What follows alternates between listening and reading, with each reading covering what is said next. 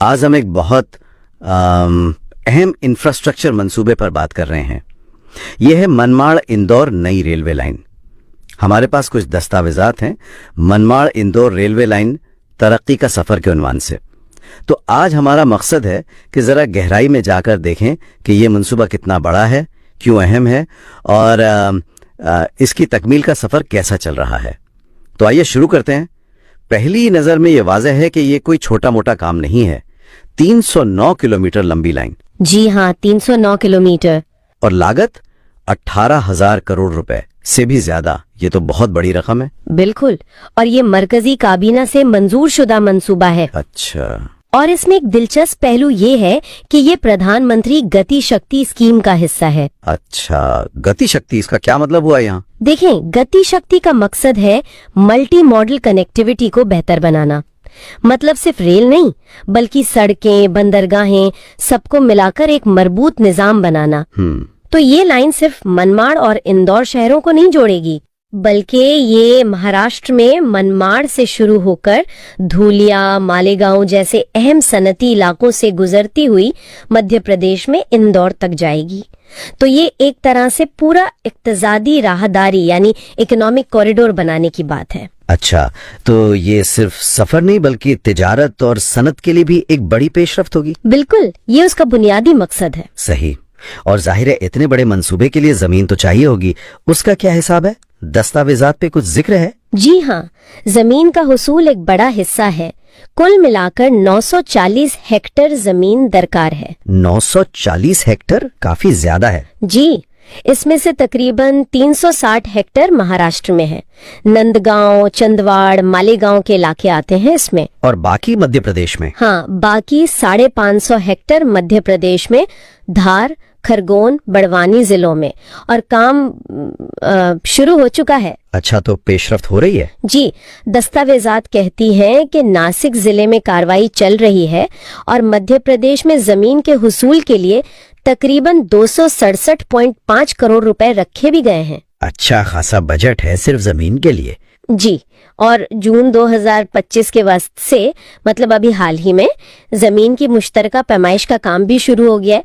तो लगता है कि जमीन के मामले में तेजी लाने की कोशिश है। ये तो अच्छी बात है। जमीन का हुसूल तो पहला कदम है, मगर असल चैलेंज तो शायद लाइन बिछाना होगा, खास तौर पर अगर रास्ता मुश्किल हो। इंजीनियरिंग के बारे में क्या तफसीलात हैं? हाँ, और ये हिस्सा वाकई बहुत अहम है। इस मंसूबे में 7 सुरंगें बनानी है। 7 सुरंगें? जी हाँ, मध्य प्रदेश में तकरीबन 17.66 किलोमीटर लंबी सुरंगें और महाराष्ट्र में 3.5 किलोमीटर। तो ये कुल मिलाकर 21 किलोमीटर से ज्यादा बन गया। बिल्कुल, 21 किलोमीटर से ज्यादा सिर्फ सुरंगें हैं। ये बहुत बड़ा इंजीनियरिंग का काम है, खास तौर पर अगर वहाँ का इलाका पहाड़ी या दुश्वार गुजार हो। यकीनन ये आसान नहीं होगा। इसके अलावा कई पुल बनने हैं और सड़कों के ऊपर से गुजरने वाले पुल यानी रोड ओवर ब्रिजेस और नीचे से गुजरने वाले रास्ते यानी अंडरपासेस भी बनाए जाएंगे। 21 किलोमीटर सुरंगें, ये सुनकर ही अंदाजा होता है कि ये कितना पेचीदा मंसूबा है। अच्छा, क्या इसे जल्दी मुकम्मल करने का भी कोई दबाव है, कोई टाइमलाइन?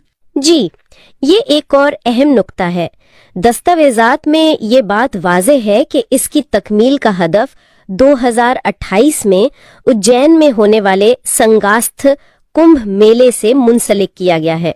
अच्छा, 2028 कुंभ मेला, तो वक्त बहुत कम है। बिल्कुल, इसका मतलब है कि काम तेज रफ्तार से करना होगा। और ये भी बताया गया है कि ये मंसूबा बराह रास्त वजीर आजम के दफ्तर यानी PMO की निगरानी में है।